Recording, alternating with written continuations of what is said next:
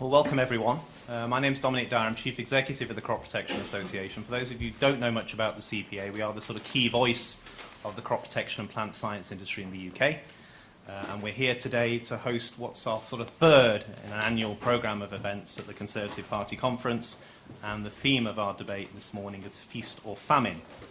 Now, before I introduce our distinguished panel of speakers, I wanted to sort of lay out some of the key themes that we're going to be discussing this morning, really to set the scene for what is quite a broad-ranging debate, both from a national and international perspective.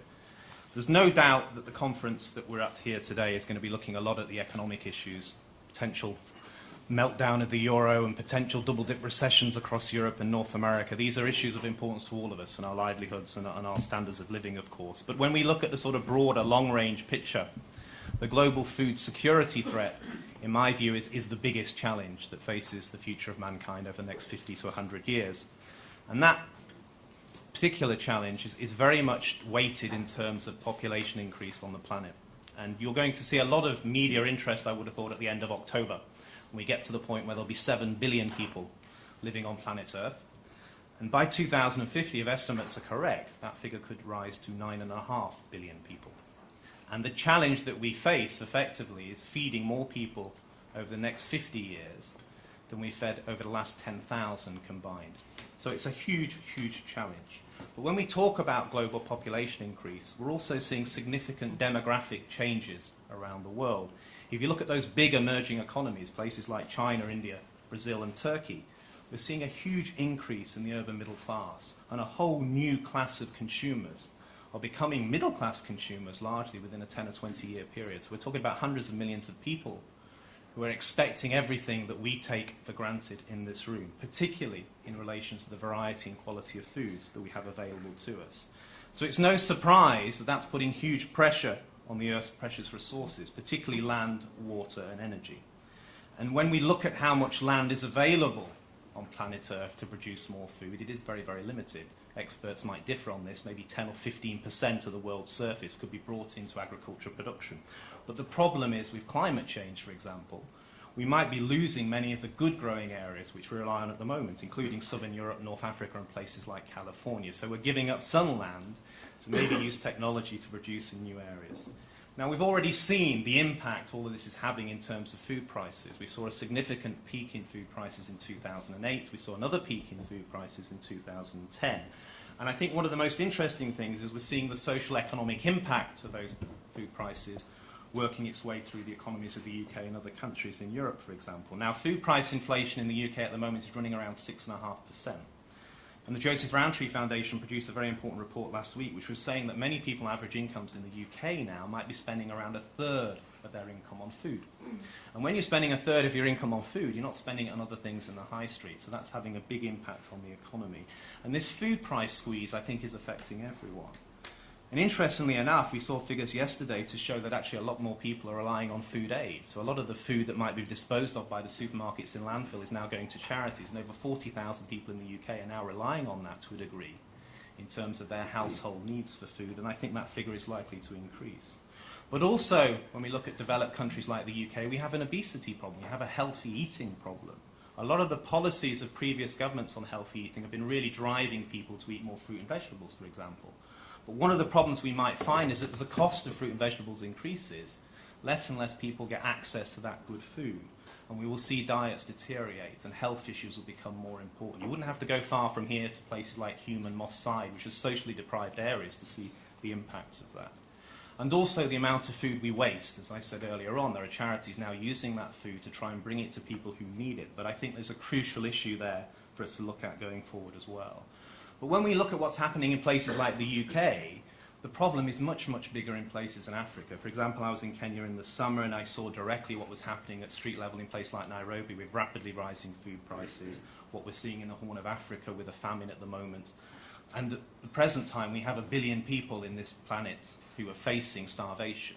And despite all the efforts of governments around the world, the Millennium Development Goals and all the initiatives that have been undertaken by G20 and other groups, that figure is getting worse every time that food prices rise.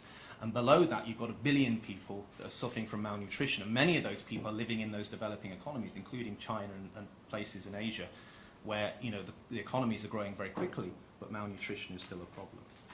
So huge issues in the developing world. And one thing that also I think we need to bear in mind is the national security elements of all this. The Crop Protection Association is producing a report on this towards the end of the year, but we've seen huge changes in the Middle East and North Africa over the last 6 months. Some of those changes were brought about by rapid rise in food prices and the impact it was having on economies. Let's not forget that the revolution in Tunisia came about because a market stall holder couldn't get a license to maintain his market stall in Tunis. The cost of vegetables and things he was selling was going so high that he set himself for fire and killed himself.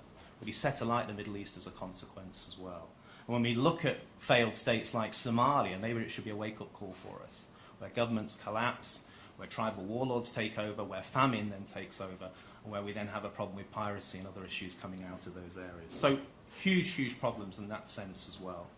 And biodiversity and wildlife protection, as someone who chairs a wildlife conservation charity as well as doing this job, and again, going back to some experiences I had with the Kenyan Wildlife Service this year in Africa, I saw directly the impact of refugees coming in from places like Somalia who were burning forests, who were snaring animals, who were feeding the illicit trade in ivory into China and other countries. When people have nothing, they will do desperate things and they will destroy wildlife around them. So without food security, you won't have wildlife protection either. So that's some of the key issues that I think set the scene for our debate today. And just to leave you with a few points before I bring in our speakers, the role of government in all of this is terribly important. In the UK, we're 55% self-sufficient in food. We'll need to do more to improve that. International aid organisations have a huge role to play in trying to focus our attention on what's going on in places like Africa. But how do we improve the situation with good governance? What's the role of science and modern technology? How do we protect the interests of smallholders and farmers? If we look at the farming sector in the UK, despite big rises in food prices, many farmers are not necessarily benefiting from that. Their input costs are increasing, and they still need access to scientific tools like crop protection and possibly biotechnology going forward to really deliver what we need in terms of food production. And finally, the organic sector, which we'll look at today as well, has brought huge advantages in terms of traceability, animal welfare, sustainability. It's a sector I know very well. But it's not necessarily the answer to global food production. Where does it fit in to this broader debate? So I think these are some of the things that our panellists will want to pick up on today as we go forward. So what I'd like to do now is just introduce them briefly. So I start from my right here. You've got Jim Pace, the Agriculture Minister. We've got Dame Barbara Stocking, the CEO of Oxfam. Peter Kendall, the President of the National Farmers Union, and Helen Browning, the Director of the Soil Association. Now, the format for the debate this morning, I'm going to give 5 to 7 minutes to each of the speakers to really sort of give you a view from their perspectives on some of these issues. I might follow up with 1 or 2 questions as we go forward, and then I'm going to bring in the audience, because I'd like to listen to what you have to say, really get some interaction on some of these issues as well. So, Jim, I'll give it to you. Thank you. Well, thank you very much indeed, Dominic. Good morning, everybody. I think I'm probably better to stand up than to sit down and use that, so that I can see into the whites of people's eyes if they're still open. Dominic's very clearly described the issues that face us in the coming years. For me, there is one fundamental conclusion from what he has said, which describes, in many ways, what is in the Foresight report that was published at the beginning of this year by the government's chief scientist, but it involved scientists from across the world. And that is that no country can opt out of this challenge of increasing food production. It's going, because the significance of the shift between supply and demand over those next 30, 40 years is so dramatic that there is no opt-out. And therefore, the sorts of policies that we have seen followed in this country by previous governments, where the belief is, well, it doesn't really matter about domestic production, you can import it all, that is no longer, if it never was valid, but it's certainly no longer valid. And indeed, to adopt that policy would be an abdication of responsibility. And therefore, speaking from the UK government perspective, our challenge is to increase our own food production in this country. But clearly, because of the density of our population and the pressures on land use, we have to learn to do that in a way that minimise the impact on the environment. Indeed, I usually talk about doing it in harmony with the environment, and of course in the face of all the other pressures, including development pressures that our land faces. So the role of science is central to all of that. And we can talk about that in a few minutes. I won't spend too much time on it now. The other aspect of it is, and the most topical at the moment, of course, is the future form of the Common Agricultural Policy, because amongst the various shifts in global supply, Dominic referred to much of southern Europe going out of production or potentially losing its productive capacity because of climate change, it actually means that northern Europe will become an even more significant part of the world's production base. And that means that we have to have that in our mind as we face the changes in the CAP. And that is why I am quite disappointed with the leaks of the CAP proposals so far, because they don't, in my mind, be anywhere near go where they should do to equip European farmers for a very different future.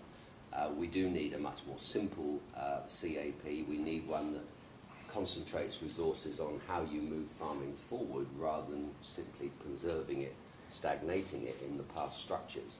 How you encourage innovation and competitiveness, new practices, including more environmentally friendly approaches, and that means, how do you encourage farmers to adopt more precision farming techniques, for example, to reduce our use of inputs and minimise our carbon footprint. Those are all very, very important. So I think that, from the UK's perspective, in terms of DEFRA, that is where we have to put our fundamental efforts.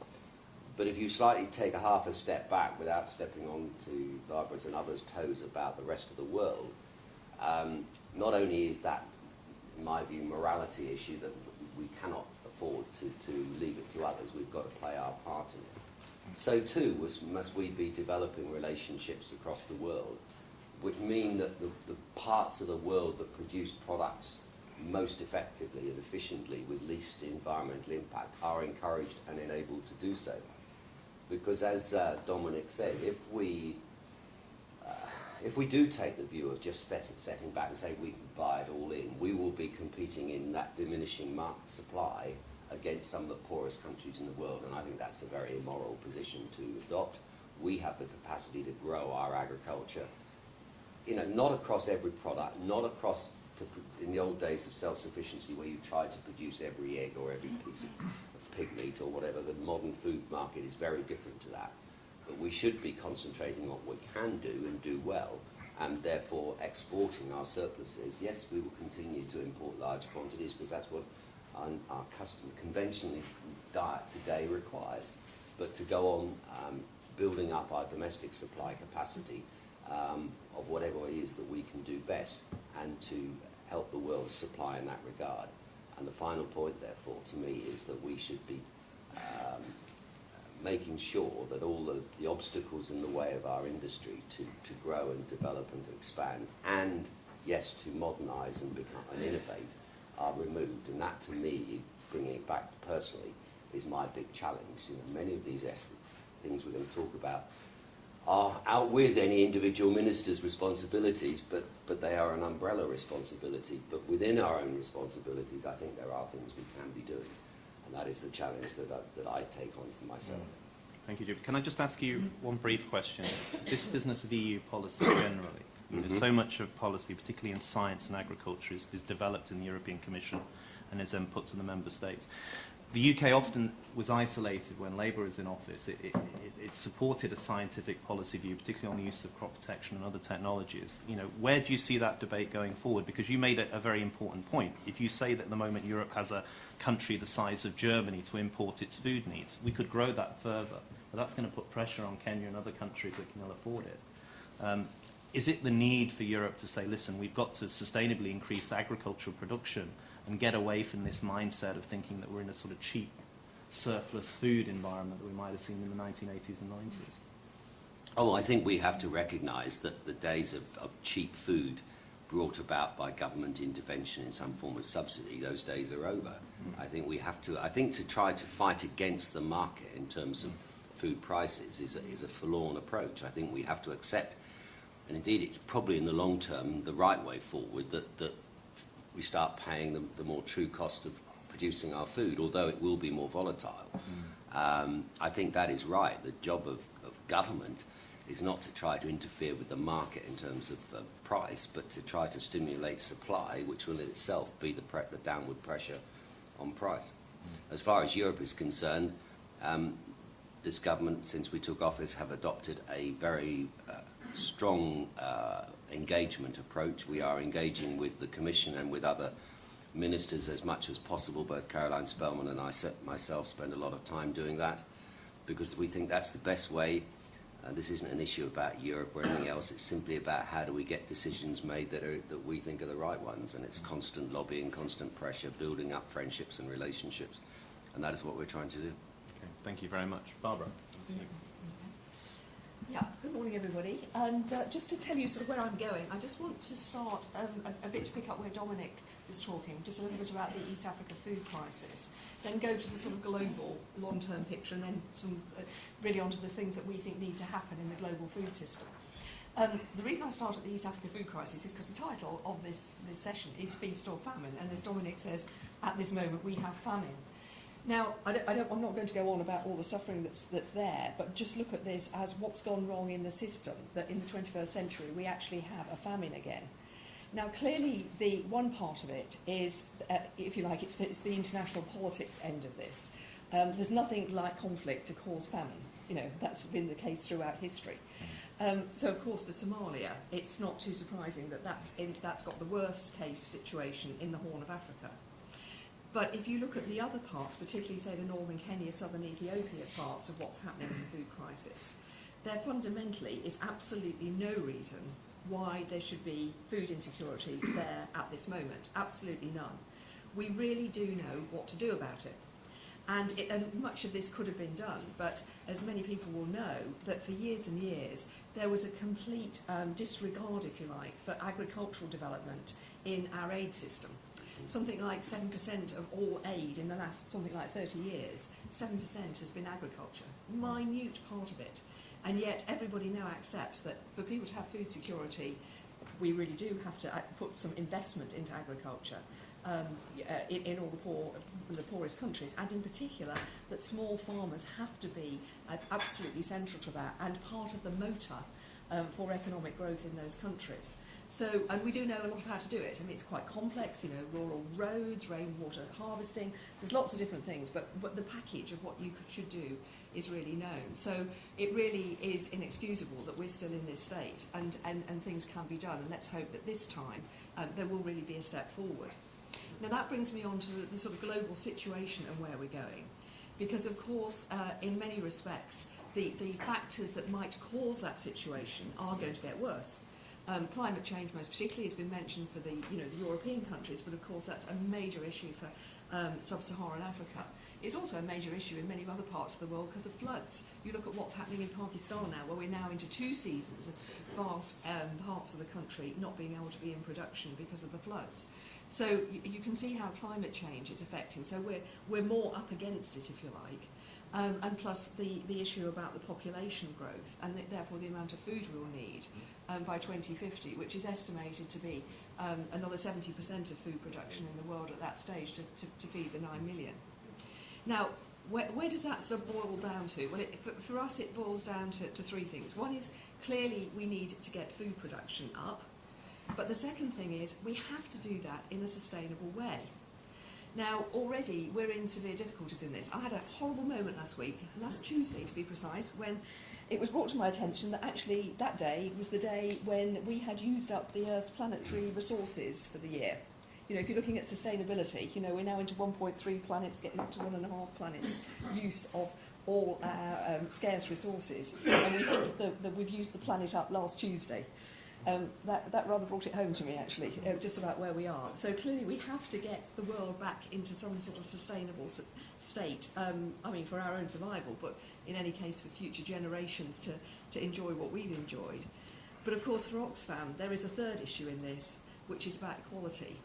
Because we already heard, 1 billion people are food insecure now. You go into this era of scarcity, and who's going to get the worst deal in that? Of course, it's poor people, no question about that. So it's trying to take those 3 things and really keep them in balance to make the global food system work is really the absolutely fundamental issue. And the things that are scarce, again, Dominic's already mentioned, the land, the water, the energy, and of course, in a sense, how much carbon emissions you can have. That's a scarce resource, and how much carbon you're allowed in that respect. So we've got a food system that we really have to look after very well if people are going to eat all 9 billion of them. And there's a lot of things to be done in that food system. And I'll just mention a few of them, and beyond climate change, because of course climate change and dealing with that is one of the absolute vital parts of all this, and somehow or other we need to get back on the track of finding our way through that. At the moment, at least climate finance issues are what the poorest countries are going through, but otherwise we're not doing too well. But let me look at some other issues in the system. I was staggered when we were doing our report on our GROW campaign, which is Oxfam's major campaign across the world for the next 4 years, food security in a resource-constrained world, and looking at that and realising that we had no idea where all the food was. In particular, grains is what I'm thinking about. That between what companies don't tell us and what governments won't tell us, we really don't know what we've got and where it is, which is, given the absolute essence of our being in food, is really rather remarkable. So one of the first calls I think that we have to make is a lot more transparency. If you can't see the food system, then it's going to be very difficult to actually manage it. And I'm not going against the idea of markets at all, but there has to be some view of what is the total of this and what are the rules and regulations you might need. Of course, a second point is the food price volatility, and that particularly is very important because of what happens to poor people. You talk about a third of our income being spent on food in the UK. It's rather different if you're spending 80% of your income on food, and that's when you get food riots. And particularly, the volatility matters more than the increase of price, actually. Because if you're poor, you can gradually cope if it is going up a little bit year on year. What you can't do if you're spending 80% of your income on food is deal with a price hike that doubles. You just can't do it. And that's what you see, and that's when you get to the point of food riots. So we're really keen that in the G20 this autumn that there are measures agreed to actually put some controls on volatility. And this is not absolutely impossible. The Chicago Board of Trade already does it. You could take those standards globally, you could tighten them up a bit, not to absolutely control the price, but to stop the swings being so steep. The other point for us is also this whole question of land. And some of you may have seen that last week we produced a report on land grabs, because for the poorest people, again, this is one of the biggest and deepest concerns. I guess some of you around here are sort of, I know some of you because I talked to you, are farmers or have been farmers, and you know what it feels like to actually feel your land. Now, if you're a poor person and your whole life actually depends on that little bit of land that you farm, imagine what that feels like when it gets taken away from you. And of course, there are very severe problems in how to get any sort of land market that is actually fair to poor people going when you're in a situation where most poor people don't have land title. They actually have traditional use of land where they've been for years, or they have the community has use of land. Very difficult then for poor people to actually put up any sort of fight against their land being taken off them. And that's what we're seeing in quite a lot of the land that is being purchased all over the world right now. And it's not by accident that this land is being purchased. I mean, companies and countries see exactly that there is going to be a shortage of land. And a lot of people are buying, not even to grow on it this moment, just for land for price speculation. So for the poorest people of the world, this is really grim. And it's not too surprising, actually, that some of the most violent sort of circumstances are taking place in places in the world where land is being taken away. Interestingly, we when we were doing the GROW report for the summer, we interviewed people in Guatemala about where land was being taken off them. And we interviewed a woman, and actually who was a local, part of a member of the community, but an activist on the land issues. She was assassinated a week later. Not because she'd spoken to Oxfam, just because she was a local activist. This is not light-hearted stuff. This is truly people's life and death going on. So we need to get some better system for understanding how we really can make the purchase of land deals actually really work well. Because it's not that we're against investment in land, it's not that we're against people buying land, but in the proper circumstances, in a proper way to really protect poor people. And the voluntary guidelines that there are now just are simply not working, so something's got to toughen up in the next few years, and that's one of the things that we'll be campaigning on. So we do have a problem in our global food system. But, you know, as always, I mean, certainly I'm a very optimistic person. You have to be in my job. Basically, we could do this if we wanted to do it. These are very big political issues. They matter to a lot of people. But if we're going to live in a global world where it's doable to produce the food we want and do it in a sustainable way, we're really going to have to work pretty hard at it and looking at some of these issues of regulation as well as part of that whole. So, thank you. Thank you, Barbara. Can I, your question, or the point you raised, thank you, about the monitoring, really, of the world's resources, because I remember sitting in one of the workshops for the Foresight report with John Beddington and others, and we kicked this issue around, and it struck me that, yes, there is a real problem.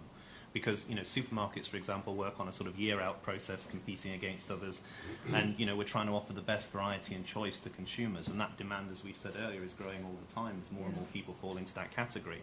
But we don't really have a clear understanding on an annual basis, do we, where droughts are occurring, where disasters are having an impact on crops and volumes of crops to be produced. And I suppose getting to that key issue for you is the equitable distribution of the world's resources. If we knew, who would, for example, would you say needs to do that? Is that a job for the United Nations? An international institution has to be developed which actually has that role to look at this every year and produce a report maybe on where the world's food resources are? Well, two things. First of all, we already have the body, which is the Food and Agriculture Organisation in the UN, so if you're going to put it anywhere, you put it there. And I don't know that we have to do every lettuce leaf, if you see what I mean. I mean, what really fundamentally matters is the staple food crops. And if we knew where those were, certainly in terms of, you know, the real food insecurity, like the famines that we're seeing now, that would at least really help to get that whole thing started. And that's really interesting, because as I understand it, most of the trading in the staple food crops, grains and so on, is actually just being done by 4 huge global traders. So it would not be so impossible to get to grips with some of this, I think. Yeah, okay, good, thank you. Peter? Thank you very much indeed, Dominic, and following on from Dave Barbara, where we talked about global issues and famine in the Horn of Africa, speaking from a UK farmer's perspective is one of enormous privilege, so I will tread carefully, and I think not only in the messaging we give now as farmers, both in the UK, and I think of the redundancies being announced in Lancashire only last week, I think how I then make a case to Jim and the government about CAP reform, about the support you give to farmers. We have to be really, really careful both in the UK, but boy, when you listen to stories and people losing their lives because they're campaigning for land rights, then again, we are in an incredibly privileged position. And one thing I've said right from the start that I've been doing this job, the notion that the EU used to subsidise sugar to the tune of €400 a tonne to then dump on developing markets was immoral, and I still believe meddling in markets in that way is outrageous and something we should move on from. But my focus in the few minutes I'm going to speak this morning is much more about what we do in the UK, but it is acknowledging one immense privilege both within the UK of the farming sector, but also beyond description the privilege we face compared to the areas that Oxfam works so hard in. I could have almost, my notes I've made was almost mirroring entirely what Minister Jim Pace had said, and it is a fantastic I think change of heart. We've now got a ministerial team that is talking about the UK playing its part and producing more. If I had any plea, it would be that actually Jim joined Caroline around the cabinet table, because I think Jim's knowledge of all those, I make this point quite seriously actually, I think having somebody who understands the interactions of agriculture with other government departments in the knowledge that the Minister does is something we need to consider going forward. And the challenge we've had with the food plan we've been talking about with DEFRA over recent weeks is actually how we make sure that policy is joined up across all government departments. How we do make sure that planning is considered to enable agriculture. I was really heartened that David Willits, I think it was the quote that you used, Dominic, right at the start, that the biggest challenge society faces is feeding the population in a sustainable way. How we make sure that science is enabled to help agriculture, how the training, the skills, education meets those goals as well is equally critical. So I do think that this is a cross-government challenge and not one that can just sit within DEFRA, and how we extend that across government is really vital. How do I see us responding in the UK? And look, my farm is about 15 miles outside Cambridge. We had more rain in August 2010. We had 6 inches of rain in August 2010. And we will have only just reached that amount now since the end of February this year. the extremes are phenomenal. I sat and met a farmer who does some work with the NFU boards, who farms just outside Bury St Edmunds. He took a farm on as a farm manager, and a field of wheat after sugar beet yielded 0.6 of a tonne a hectare. First wheat after sugar beet, 0.6 of a tonne a hectare because of the drought. We have challenges here in the UK, and what I do know is farms that have built up, really, this is an acknowledgement to Helen and the techniques we learned from the Soil Association, where people have been using more animal manures, biosolids, building up soil fertility, have not been as badly impacted by the drought. But my challenge as well is not just to learn from that, but also look at how we can use smart technology to fight off drought resistance. And my challenge would be is that we have a very broad-ranging debate because resources are going to be limited. We are going to have to look at how we can manage these things better. When I go to the challenge again against cross-government joined-up thinking, is how we make sure we create the environment that people invest in the infrastructure in the UK. Some of the rhetoric about GM technology means that actually our big chemical companies are not investing in England, the UK, or even Europe. They're going to other parts of the world. And one of the things I think about the UK's agricultural history is so powerful is we have over the last 100 years, probably longer, exported agricultural solutions to the world. And my despondency when you see Silso shut up shop, a world-leading centre for agricultural soil science. When I look at Rothamsted now running trials on GM wheat, we've got aphids in the ear. I think that is a fantastic technology, but we have to have the right language around it. I want to see agriculture, I want to see UK Agricultural PLC not only finding solutions for me as a farmer in the UK, but exporting those solutions to the world as well. Jim talked about the Foresight Group, John Bennington's report, sustainable intensification, exactly what it's all about. And if I could, as my last rather provocative challenge to Helen, is saying campaigning against trials in having GM resistant wheats for aphids, for example, strikes me as not saying, you know, have a campaign against them once they're approved. But let's not, as we have in the past, trash trials or even campaign against having trials. There's too much at risk. Thank you, Peter. Can I ask you one question really relating to the sort of CAP reform process and this debate about sort of protecting biodiversity and increasing food production? Because it's a balance, isn't it? One thing that strikes me a lot about the debate of modern farming techniques is it can often seem that we've brought about this revolution in producing more food, but it was a very damaging process, and we've not sort of improved our techniques or learnt anything from the mistakes of the past, if that's the word to use. I don't think that's a fair assessment. When I see farmers, I see that they are doing things, they are stewards of the environment, they are interested in seeing bird numbers increase and doing what they can on the margins of their field or allowing certain areas to be planted wildflowers and things. But you don't view the fact that we should go back to a sort of set-aside type scheme. You would prefer to see farmers voluntarily joining those initiatives and supporting, you know, stewardship schemes rather than see set-aside come back. Is that a fair assessment of your view? The first thing I acknowledge is we made mistakes in the past. Let's be honest about that. And there were drivers that made us do things on our farms that we didn't understand all the consequences of. However, I think, and I would say this because I'm a farmer, not a politician, although some of my members might think that's a dangerously close shout at times. I actually think farmers spotted it before the regulators did. And I think farmers started putting more corners of fields down to woods and starting to actually encourage biodiversity at the same time. But look, the example I gave you of the farmer planting his wheat after sugar beet and getting 0.6 of a tonne, what was the problem there? Because it was a drought in the spring. We've seen a massive shift to winter cropping because it's lower risk. And as a farmer, my natural requirement is to reduce risk.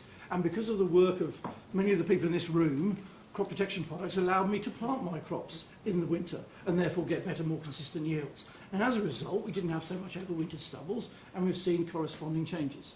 The best response to that is to enthuse farmers and reward them with incentives rather than regulating. And we know that works. And actually, set aside, the big debate I had with Hilary Benn was all about making sure you enthuse people to act rather than to regulate.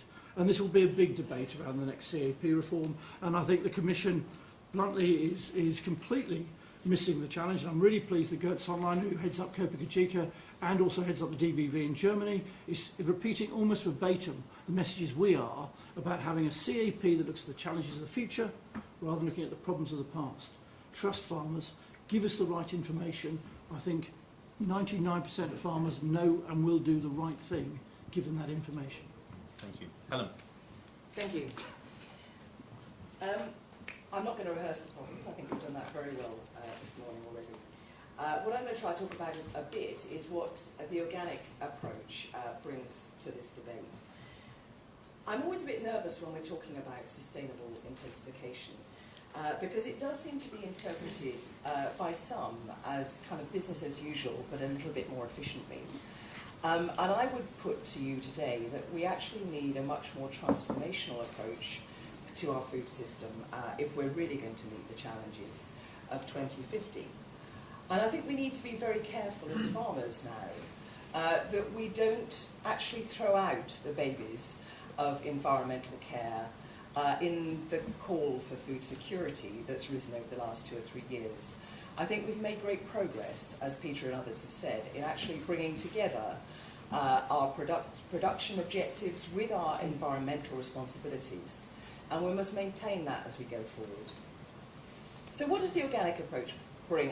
I think it's really important to think about some of the principles under which we need to assess where we're going and how we're going to get there, and to be really clear in our focus on the outcomes that we're trying to achieve. So I'm going to talk about the 4 sort of organic principles that are set down by IFO and others, and just use that as a way into some of this stuff. The first principle is care. And I think we need to remember that as a food and farming industry, we have a real responsibility to the public interest that is way beyond, actually, that of most other businesses. For me, it's about our motivations and our attitude, and to ensure that we are genuinely acting in the public interest, not simply trying to make a business case from a pretty difficult situation the world finds itself in today. We need to make sure that we've asked the question, is this meeting the needs of everyone around the table when we're looking at the solutions that are put forward? And that's future generations and other species, as well as everybody on the planet today. The second and third principles are health and fairness. We know that our food system today is failing half the world's population. We have 1 billion who are undernourished, we have 1 billion who are malnourished, lacking essential micronutrients, we have 1 billion who are overweight and 500 million that are obese. That food system is failing. It's set to fail more. The predictions for the cost to the NHS by 2050 are 10 billion, nearly 50 billion if you look at the wider impacts on society and business. There is a huge imbalance in the consumption worldwide and in the UK. It's a profound imbalance. And food security is clearly, first and foremost, an issue of social justice. We need to be starting to address, I think, more openly the issue of sustainable diets in the North if we are to feed the world more fairly. It's not as simple as just a lack of food. Today, actually, we have enough food. People go hungry, and Barbara has talked about this and has far more experience than I have, clearly, because they cannot afford or they don't have access to land and food. And then there's the issue of waste, which we all know is a big part of the picture too. So it's about fairness for the public, for consumers, but it's also about fairness for farmers. It has to be in the North and in the South if we're really going to address food security in the longer term. And I would always put our farming systems under the scrutiny of, are they providing meaningful, varied livelihoods, both here and in low-income countries? And are we taking a genuinely human-scale approach to the problem, making sure that our solutions are working for people? The final principle is that of ecology. And I think that we learn a lot from observing complex ecosystems which can be highly productive. Variety and complexity allows much greater total productivity than specialisation and monoculture. And we need to be starting to develop those kind of systems, which will mean a very different approach to some of the research and development that we need to do. In those systems, different species inhabit different niches, intercept light differently and nutrients differently. And as I say, you can show now that a hectare of land can feed many more people if you use those systems really intelligently. They are management intensive, they are complex, but I think that they are an increasing part of the solution going forward. So I would make a call for more joined up research, for research that actually looks at a systems approach, which I don't think we're always good at doing, and which does have as its objectives multiple objectives. So sustainable intensification, I think, is carrying a certain amount of negative baggage in some quarters. I would rather perhaps use the term ecologically intensive. Intensive is certainly not a dirty word, because we do need to make sure that we're bringing, that we are able to produce that variety of food and the volume of food that we need, but we need to do it in a human scale way. And I think it's clear as fossil fuel prices rise, as we run out of things like phosphate, and if we start to factor in the external costs of our food systems, that those organic principles will have a huge role to play, and those systems will be the most cost-effective as well as the most humane in helping us to feed the world. Thank you very much. Helen, can I ask you probably what is a difficult question, but I'll ask it anyway. From my perspective, having looked at the organic industry and worked very closely with it, and now being in the plant science sector, I see all areas of agriculture and production have to evolve. So if you have a problem, you have to look at how you might be able to address it. The sort of concern I've had with some of the positions of the organic industry over the years is they seem very rigid, in the sense we oppose this technology because we decided to do that 15 years ago and that will never change. And if I give you an example of, well, two examples you know that I've been quoted on in recent months, is the irradiation of food and the problems related to E. coli and pathogens, and as to whether that could be reduced by using that sort of technology in both conventional and organic product systems. And, you know, the use of genetically modified potatoes that would deal with the potato blight issue, which would, you know, reduce significantly the use of pesticides, but also the use of substances like copper that organic farmers use that are potentially toxic if not used carefully as well. So, you know, it strikes me that organic farming systems have the same challenges, and they do need to evolve, and there are very difficult decisions to be taken, and at times there have been different opinions, to be fair, in the organic movement, say in the US and Europe on some of those issues.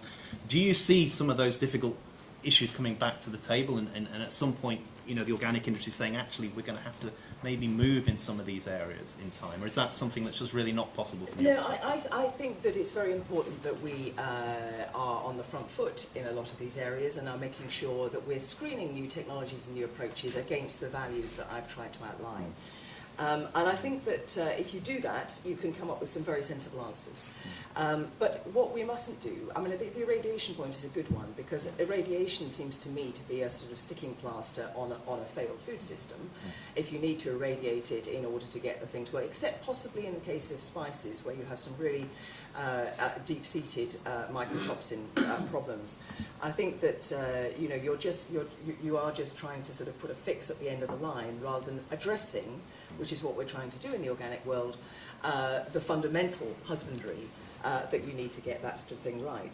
So I think that, quite apart from the risk debate, which I think sometimes we've got too hung up about, because we all have to take risks in various parts of our lives, but I think it's much more about assessing, is this technology really geared to helping those who genuinely need help? Is it the most appropriate way, particularly if you're using public money? Is it genuinely in the public interest? Will it promote diversity? Will it promote food access, fairness through the supply chain? Will it promote ecological and human health? I think if we screen technologies in the right way, and I'm very keen that the organic movement should embrace appropriate new technologies and combine them with the established wisdom, which I think has a lot to offer the future as well as the past, then we can come up with some really novel, innovative and exciting solutions for the future. Thank you very much. Well, we've heard from all our panellists. We've now got some opportunity for questions, so please put up your hands. If you've got where you're from an organisation, please say who you are. Microphone's coming down. Do you want to start at the back, Wendy, please, and we'll work our way forward. Thank you. Can you stand up, please, if you don't mind? Thank you. Thanks very much. My name's Claire Wenner from British Sugar. I'm just wondering, given that the issue is not just producing more food, but producing it sustainably, if it would be possible to translate into not just food, but actually anything that agriculture grows, some of the rules and regulations that we abide by in the world of biofuels to other end uses. We are, in the biofuel world, actually the only ones that do have these rules and regulations. And I think that should be translated over into other parts, into other end uses. We've demonstrated that it can be done, and it seems to me that it would be useful, not just in other end uses, but globally as well, to help get sustainable agriculture, which Barbara's very rightly identified, needs a lot more investment. Thank you. Does anyone want to come back on that issue? So a few words, second if I remain seating. We know what we have done is we've demonstrated the land isn't being taken out of permanent pasture, or it hasn't been taken out of woodland to grow biofuel feedstocks in the UK and across Europe now. And we're also trying to demonstrate increasingly the carbon savings of biofuels. I think, of course, we can carry on, we can learn from some of those systems. I think retailers are already picking up on that and working very closely with designated supply chains, hopefully part of the way we can, as farmers, manage some of the risk that's going on. But look, I always think back to what we've done in the UK in the pig sector with stalls and tethers, and we've halved the pig industry almost in the same 10 years since we banned those stalls and tethers. I'm really happy that we demonstrate the higher levels, the higher standards within UK farming wherever possible. But boy, as the Minister was saying last night, we can't then have that market flooded by product that doesn't meet those standards. That can go for eggs, it can go for the stalls and tethers in the pig sector, it can go for biofuels as well. I know why the biofuel industry has led the way, because it's under an awful lot of scrutiny at this moment in time. It's one of the areas that surprisingly hasn't come up in the discussion we've had so far this morning. But one thing I'm absolutely convinced about is that biofuels are not going away. I think there will be more debate about how flexible mandates are, about how when you have food spikes we react to that. But when you consider the explosion in the Gulf of Mexico trying to extract oil from a mile under the sea, the risks associated with that, when you see the environmental damage from extracting oil from the tar sands in Canada, when you think of the tsunami in Japan that then resulted in Germany shutting down or planning to shut down all its nuclear power stations, and then look at the unrest in the Middle East, biofuels are going to go ahead. We just need to make sure that we do it in a sustainable way as possible, and we're flexible in how we react, because I think just rock-solid mandates that have no flexibility at all will have unintended consequences, and we can't on one hand say we believe in markets and then want to fix them on the other. It's the cause for a very significant, I think, and serious debate. Yeah, please. Just a quick point on. I think the issue is this whole question about sort of regulation. It's a very complex one, because you have to be thinking all the time. Do you actually need regulation for this thing, or do you not? What do you need it for, and why? And I guess again, from our perspective, we come in from a slightly different angle on that. In the question of making sure that poor people don't get excluded from things by having regulations that actually you don't need but are having to be met, and which makes it impossible for them to produce. So you've got to be very wary of protectionism debates coming into that as well. And a quick one with Peter on biofuels. We're absolutely with you on the please let's do something about this by the European biofuels mandate, because really, looking at the amount of the land that is used in Northern Europe and in America on biofuels of the first generation sort that is not doing anything for the climate, then we really need to do something about that. There are other ways. It's not against biofuels. We need biofuels, but they will be second generation, third generation biofuels that we need, not using vast tracts of land which could be used for food, basically. Sorry, Peter. If I could just, I think we have to be very careful about dismissing first generation biofuels as opposed to second generation biofuels. Why? Because if we're using wheat to go into the enterprise biofuel, first of all on the targets, I'll go to the targets first. I think targets it acts as a pump primer. So I think modest targets and the ones have some flexibility about them. Brazil now has the most efficient biofuel industry. Why? Because it had years of pump priming and certainty to invest. When we look at how BP and Shell have worked throughout the UK economy over the last 100 years, they've created an enormous amount of wealth, jobs, and real economic development for the whole of the UK. So an element of pump priming that gives an element of certainty, I do think, has a role to play. But we have to be wary of how that interacts with shortages, bad weather, spikes, etc. But on the first generation versus second generation, I on my farm grow a fair bit of wheat. If it goes into an ethanol plant, not only is it producing between 30-40% of it into a high quality animal feed as a byproduct, the equivalent to me planting just a protein crop actually, if I only grew a protein crop. But actually if we do have one of those spikes and a shortage, we can, as we've done this year, turn off the NSUS biofuel plant. If I cover my farm with second generation feedstock, miscanthus or willow, it ain't going to feed anybody. And let's be very careful about this notion that there's a silver bullet on second and third generation biofuels, because the beauty of first generation is it's flexible. And I think we have to keep an open mind, and again, part of that debate around mandates ought to be the versatility of biofuel feedstock. Okay, let's get some more questions in. Sorry, we've got some more coming on the front. Please, we'll stop. Okay, thank you. My name is Brian Williams. I'm a county councillor in Shropshire. I represent a large rural area of northern Shropshire. I recognise the point I make in terms of global food supply is very minimal, but it is an important and relevant point at the moment, I suggest. The government's national planning policy framework is not helpful to food supply in the UK. There is no protection in the government's proposals for open countryside. Plenty of protection for greenbelt, but open countryside is the planning description for farming land. And most of my county in Shropshire is open countryside. What is happening now is that because the government is suggesting in its proposals that there should be a yes to any form of development, we're going to get the farmers in my area with land, prime agricultural land, round our villages, queuing up to sell their land at development land values as against present agricultural land values, because they can't get planning permission. If the proposals go ahead, and I hope Jim will bring this to the attention of those ministers pressing the National Planning Policy Framework, we shall in fact lose quite considerable quantities of good quality agricultural land around all our villages, not just in North Shropshire, but throughout this country, which will go to developers who want to build estates of houses close to our attractive rural villages. I ask Jim that perhaps he will bear that in mind and bring it to the attention of those ministers pushing through this unrestricted development. Jim, do you want to respond on that? Well, I will respond. And to be honest, I'm going to be a little bit, defensive, but positively defensive, because I mean, there has been a huge amount of hype about the government's proposals.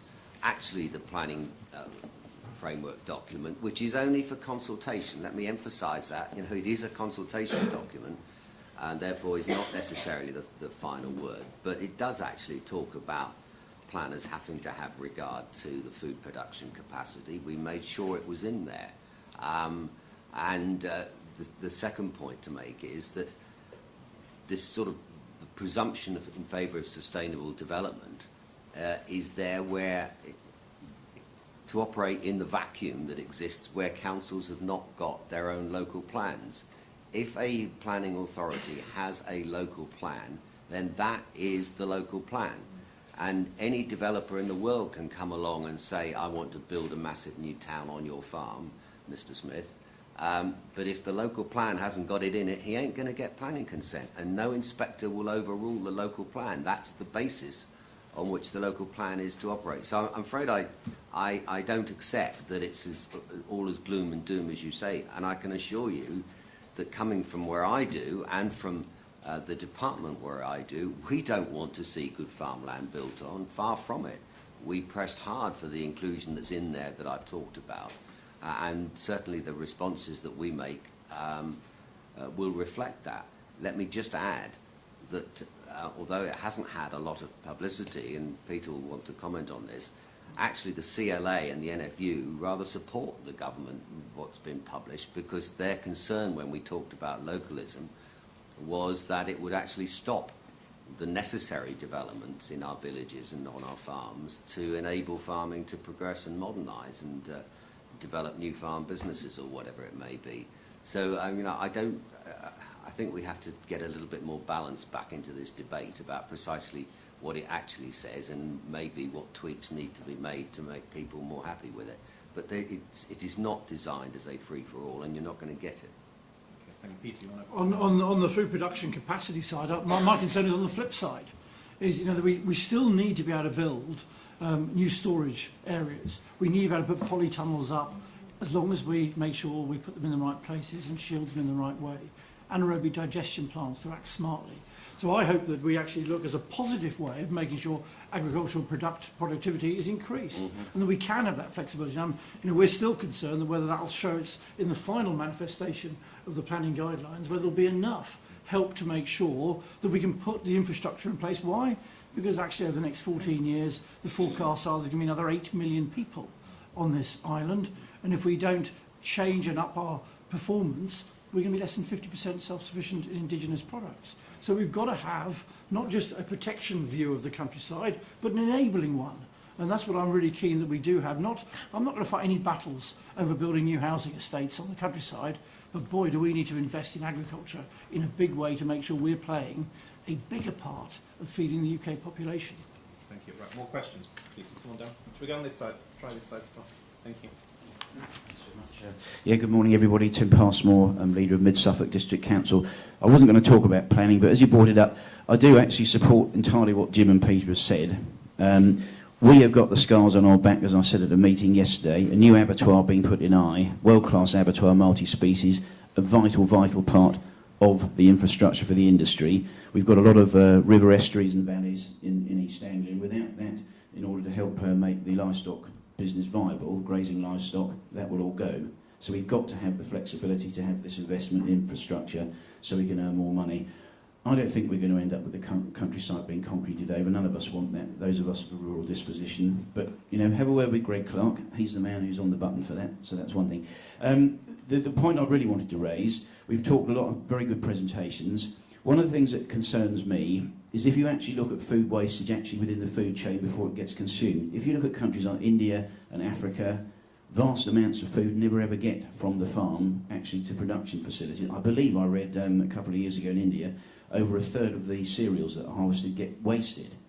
I did my agriculture degree back at the beginning of the 80s at Y College. It's a national scandal that was shut down. It's part of London University, where the first hormone weed killers were developed. I've got a lot of knowledge about hops. The first low trellis hop varieties were developed, and it's a disgrace that this country's let it get like that. Now, I hope that we are able to move forwards. We need to put money into research. It's absolutely vital. When I was there were about 500 undergraduates and 150 postgrads, the vast majority of whom came from the third world. They took their knowledge back to countries in Africa and Indochina and so on, help them develop their agriculture. We've got to do that. We've got to have more money going into research. I think Jim is absolutely right with the approach he's taken with CAP reform, backed up by Peter, and any of the rest of us who can get behind that to support them. I think we should do it. But we definitely got to have that money for research, and yes, it does involve genetic modification, biological control. We've got to look at everything. Water resources is absolutely vital. We don't miss the opportunity. The point on research, and Jim, can I just sort of put this to you, because you go to John Innes and you go to Rothamsted and places like that, and at the moment they're worried about redundancies, they're worrying about losing some of their key scientific staff. We know there have been cuts. We know that the government has done its best to protect the science budgets, but there's been various steps and changes taking place on capital budgets and things which is affecting staffing levels in those areas. When you look at foresight, when you look at what John Beddington did with that report, it strikes me that the UK has a lead position on the food science debate globally, and we've got centres of expertise here that will share that knowledge with the rest of the world for years to come. How committed are you in the government to maintaining those centres of expertise, bearing in mind some of the mistakes we've made in the past, maybe about shutting down places which are very important? Well, we are, I mean, the fact is, as you intimated, we did manage to save the, in the face of a need for swinging cuts across government, and we've been around that track a few times in the last 18 months in terms of debate, but in the face of that, we protected the science budget, the research budget, overall as a government. But yes, within that, of course, you then have to look at how it's spent, where it's spent. I'm delighted that John Taylor is now back into the DEFRA team, because it's an area that he spent a great deal of work on in opposition, and I know he will bring a fresh look at it now.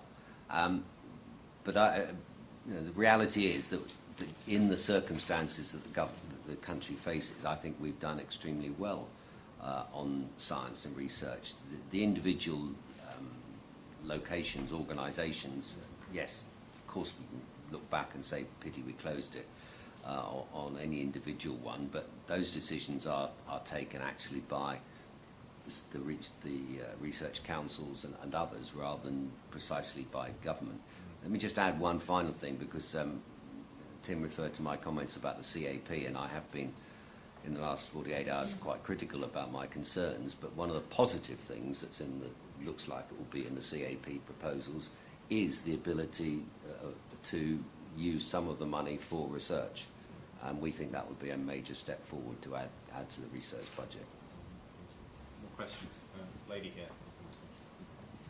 Hi, I'm Natasha Adams from Concern Worldwide, and I work on a campaign called Unheard Voices, which is all about championing the cause of smallholder farmers.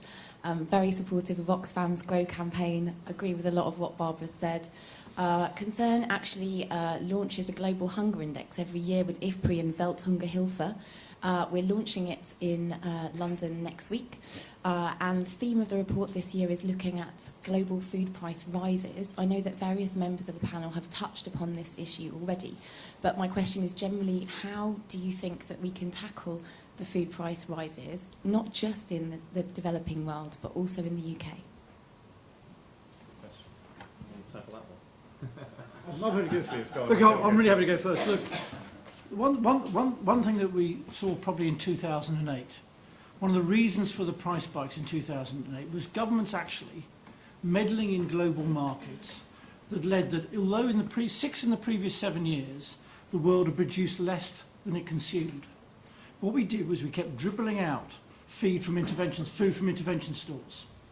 So that for those 6 of those 7 years when price signals should have been saying, Peter, on your farm, use a bit more fertiliser, sorry, if I can, or take a bit more care, use a few more plant protection products, push your yields, be even more careful in what you're doing, and by the way, those more marginal bits in other parts of Europe, crop them, those price signals were not getting through. And what we saw in 2008 was a really clear, we saw the price spike, and we saw a very quick response. There was more land planted, there was more investment made in agriculture, and what we've seen now is globally, land that was deemed marginal when wheat was 60, 70 pounds a tonne at 140 or 50 is productive. So the apology, if you like, is that if we're going to get higher production, if we're going to get more marginal land into use, we've got to have higher prices. That, coupled with that, though, that will drive innovation and technology that we can, therefore, hopefully increase yields, new techniques, use inputs more sparingly, as Jim said earlier on, with precision farming technology, with smarter use of byproducts, etc. But the higher prices fund the investment from the chemical companies who are invested here, the machinery manufacturers. It helps me on my farm to have better machinery, have better staff even, who are able to use the technology. But an agriculture that is being managed down in prices doesn't make the investments that we need. So I'm not talking about the developed world, I'll leave Barbara to pick on that, but certainly higher prices are part of the solution as long as we manage them. Yeah, no, it's very interesting. I'm sure you in concern are thinking this, because if you think about what's happening in the developing world and small farmers, the trouble is all this system sort of doesn't connect in the same way.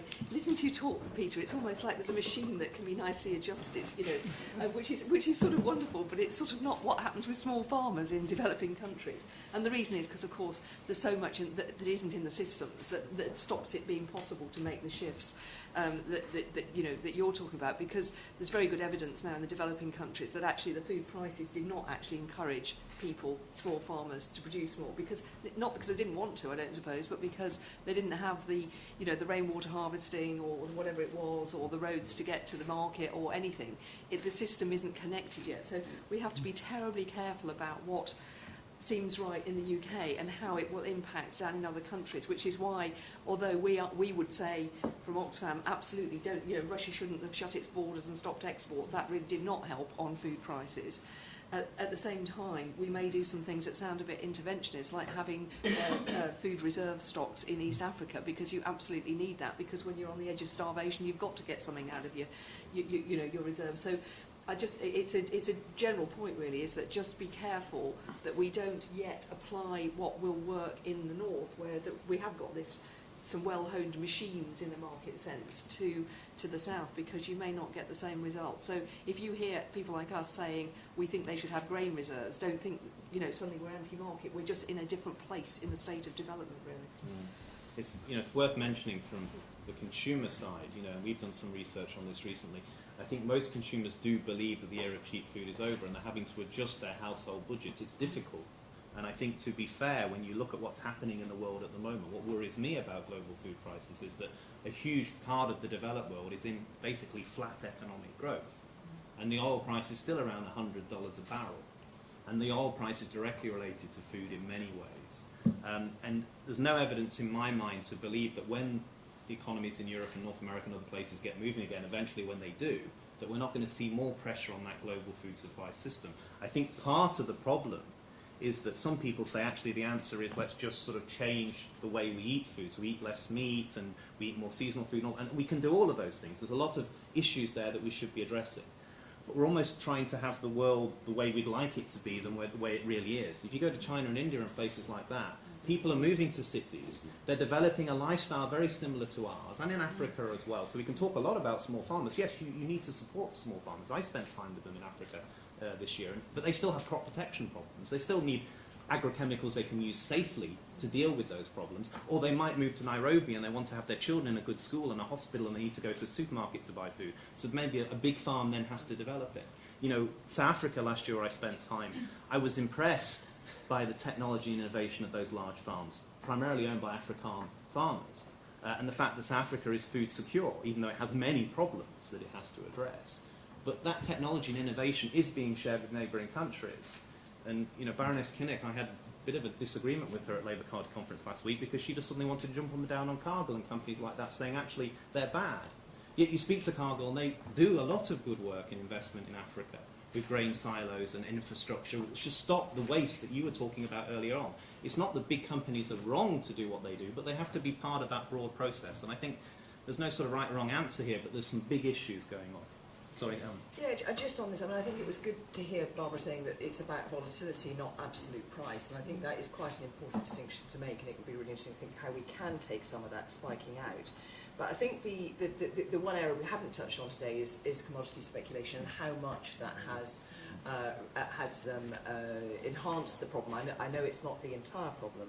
And going back to the biofuels debate, there is no doubt that biofuels have put a serious amount of pressure, have put a serious amount of, as fossil fuel prices have increased, have actually put a much higher floor in the market, as they were intended to do in the States. So there are some other big games being played on this as well. Okay, the gentleman here has been waiting a long time. Can I just come down and we'll go back? He's been very patient, sorry. Thank you. Okay. Thank you. Jeremy Thomas, Tory Reform Group.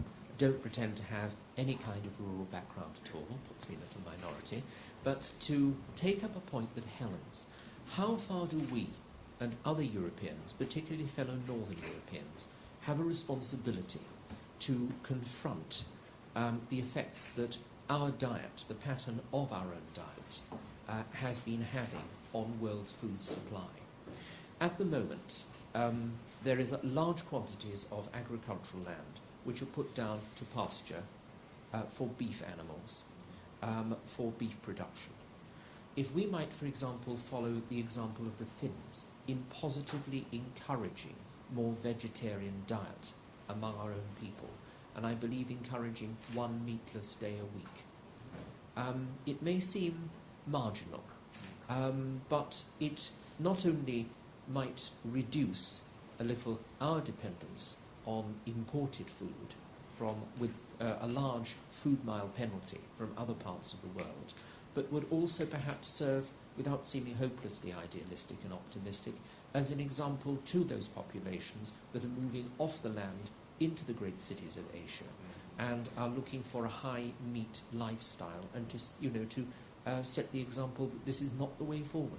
It's a good point. I'm going to leave that with the panel because there's other questions. I want to get some of them in. So it's Jonathan behind you there. Sorry. Thank you. It's a very good point. Hi there. Jonathan Leake, I'm the Environment Editor from the Sunday Times. And this is really a question about what Britain might look like if you do succeed in increasing productivity in the way you've described. So if we do have a sustainable intensification, what does that mean in practice for hill farms? What does it mean for lowland farms? What does it mean we have more livestock? Are we intending to increase productivity on arable crops? So what does it actually mean in practice? We talk about it as a kind of general idea, but the actual implementation, what's the thinking there? Peter, do you want to come back on that one to start with? Okay, let me start with the hill farms, where I actually have a real bone to pick with some of the way I think Natural England have tried to drive messages, actually, about the whole farm has to be in an environmental scheme where none of the farm can have its pastures improved, or use fertiliser to flush ewes for tupping, or then finish lambs in the spring. I think I do see an area where we manage the uplands in a way that is much more flexible than it's been up to now, whereas we've almost paid people to destock and rewild. We've actually got to encourage them to manage those areas in a much smarter way. And I do see a generation of people coming into the uplands where they see that not as being just environmental management, but actually using modern technology to manage areas and sometimes bigger numbers. I think what we see in the uplands now is probably too much destocking. And we can carry more livestock numbers. I'll give you an example of a device that's being used in South Africa at the moment, where they put boluses into cattle and it takes the temperature of cattle. It rings a mobile phone when the cow is either ill, because it's got a temperature, or it's ready for mating. Modern technology at work. Now, if you're in wide open areas, it means you can be more productive if that's going on. In my part of East Anglia, there's development going on electrically powered tractors. I can see myself I've got solar panels on my grain buildings now. I can see us having wind turbines. I can see us having battery units that are charged and interchanged, lowering my carbon footprint on my farm. But look, when you talk about sustainable intensification, I think the planned piggery, and I know this is seen to be an abominable thing to be going on. In Derbyshire, the new pig unit that's planned by Midland pig producers, where it has 2,500 sows. And because you have 2,500 sows, why? Because that number of piglets the produce from that number of sows means they can have an abattoir right next door to it. And it's big enough then to have a big AD plant that's going to heat the prison. And by the way, it's all going to be on straw. There'll be no foot trimming or tail docking or whatever. And it'll all be Freedom Foods accredited. A really quite, now let's make sure it's placed sensibly, the planning is right and there's no impact on watercourses, etc. When we only produce 40% of our pork in the UK at the moment, that's got to be a good thing. Because if we're only just going to bring it in from Poland or somewhere else, I want to see that sort of development going on, because it also brings jobs, as well as higher welfare standards here in the UK.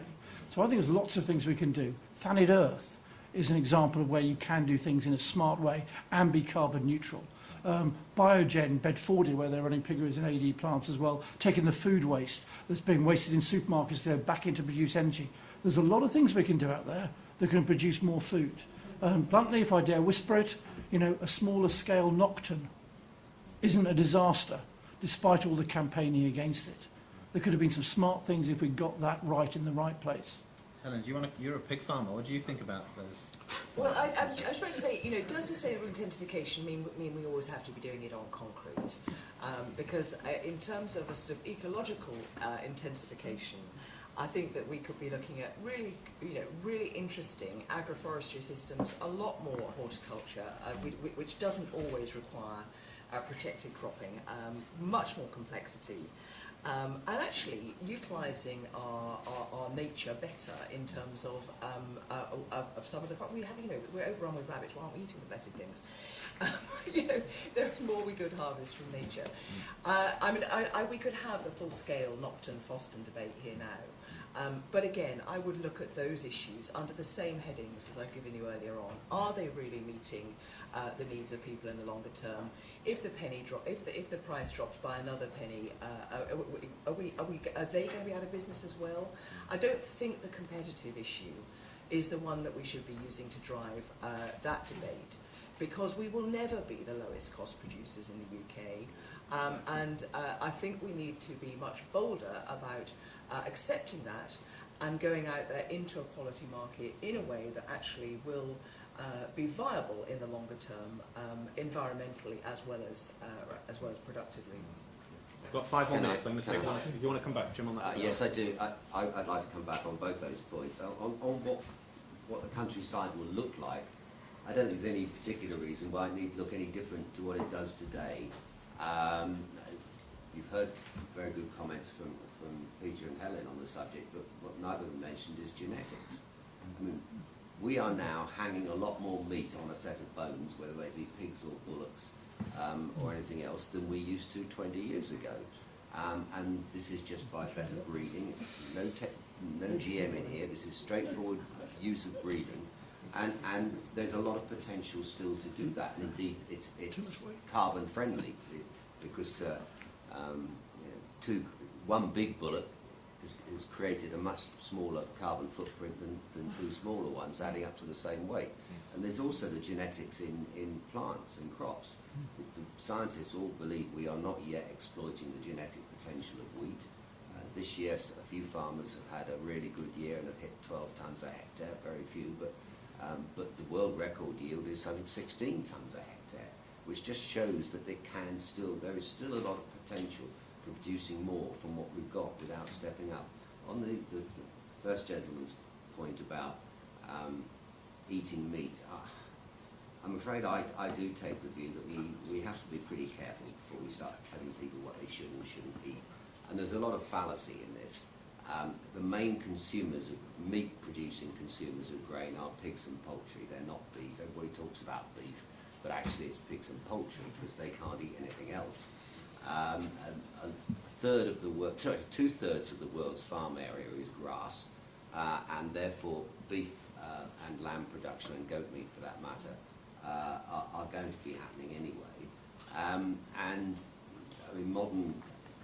Reading only the other day, modern beef breeds are converting even grass at a very much better rate than they ever used to for food to conversion. And as you say, when the rest of the world is wanting more and more meat, because that's how their diet is changing, I think it's somewhat odd to be looking to exploit that and to be telling our people to eat less. I mean, yes, there's a dietary need not to overeat meat, and it's perfectly reasonable to make that point. But I just don't think we should be telling our consumers that, or even kidding them that eating meat is bad for the environment. Because I think it is part and parcel of a diet, and it has been for thousands of years. So, Karen, you had a question from here. You've already... All right, okay. Julian, you want to pick up? Thank you. Hi, Julian Little, Bayer Crop Science. Actually, it was I was going back to one of the comments earlier about the field trial of GM wheat in Rothamsted. I was just interested because, from my perspective and the amount of time I've looked at GM crops before, this wheat has got to be about the most green, ecologically friendly type of crop that I've ever come across. The idea that you don't even kill your aphids, you just frighten them off, or you attract predators into the crop. Sounds like a very interesting way of moving forward. I wondered if members of the panel would give a view of A, whether those trials should be allowed to go ahead, and B, if not, why not? Jim, do you want to state that from a government's perspective to begin with? Well, it was me that approved them, so I think that's... Yes, okay. So yes there. Barbara? Well, I don't know about field trials here. Well, I do want to say something about GM though, because it's probably worth doing that. Feel free. The real big issue for us in the developing world is not, well, it may be about GM. People do have beliefs on GM and all that, but the biggest issue is about the control of the intellectual property. Is the most fundamental part of this, and where the power lies. And making it impossible, in any case, for small farmers to ever get their hands on it, even if it was around. And that's a very, very serious issue. So, you know, the reason why you don't hear most of us in the development agencies pushing for GM crops is because we don't think it'd do poor farmers much good at all anyway, even if you got the right thing. Not because in the end we might not, you know, I mean, if somebody produced an absolutely brilliant drought-resistant crop, you know, grain that was brilliant for, you know, sub-Saharan Africa, you know, if we're concerned about poor people, we'd have to say, well, that sounds rather a good thing. But it's the issue is, will poor farmers ever get it, and what's going on? And you know, that's the fundamental objection, and that's also why we're very keen on actually the research end of this business, because there's plenty more research that could be done that would help poor farmers that actually doesn't have to be about GM, and there seems to be a sort of an obsession of getting to GM rather than all the other things that might be useful as well, maybe. Peter?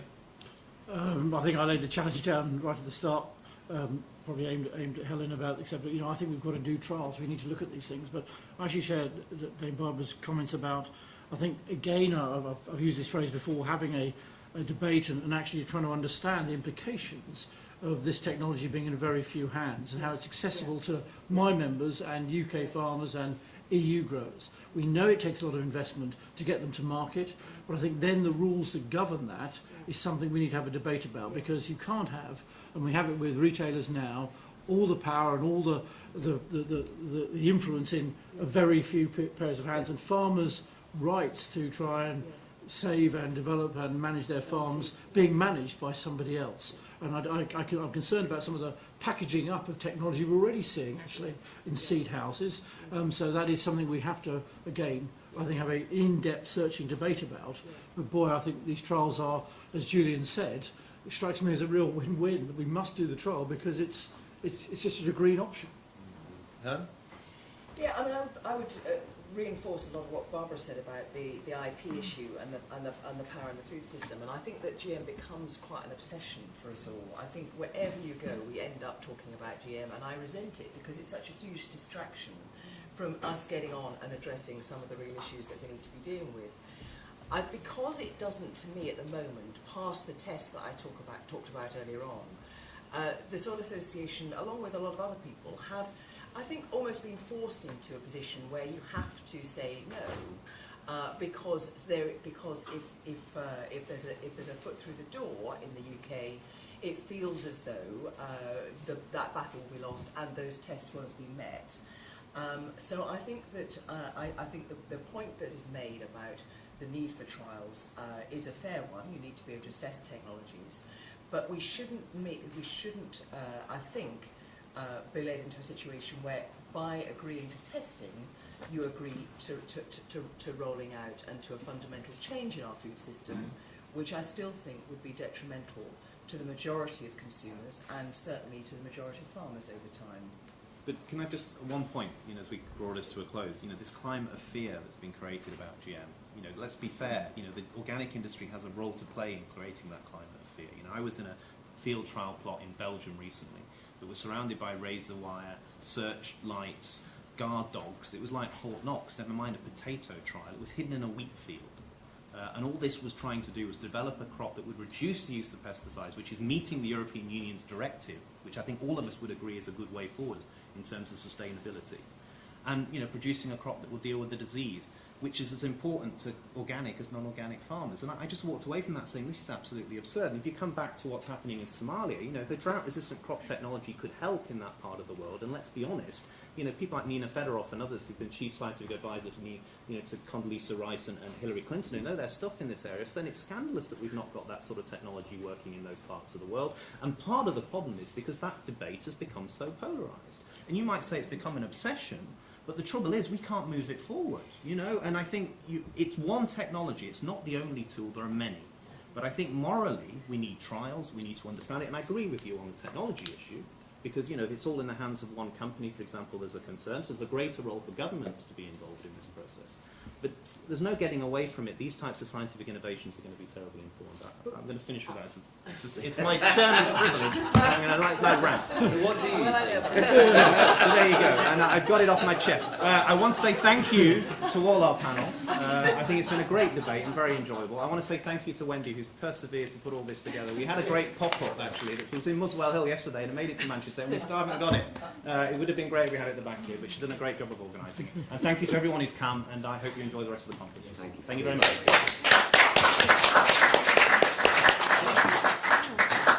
Neutral gentlemen.